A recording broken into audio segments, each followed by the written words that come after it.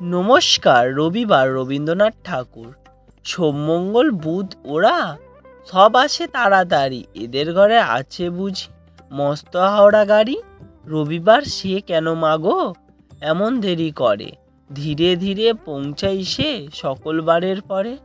আকাশ পারে তার বাড়িটি, দূরে কি সবার চেয়ে, সে বুঝি মা তোমার মতো গরিব ঘরের মেয়ে। সোমমঙ্গল বুধের খেয়াল থাকবারই জন্যই বাড়ি ফেরার দিকে ওদের একটু মন নেই। রবিবারকে কে যেন এমন বিষম তারা করে, ঘন্টাগুলো বাজায় যেন আধা ঘন্টা পরে। ধন্যবাদ।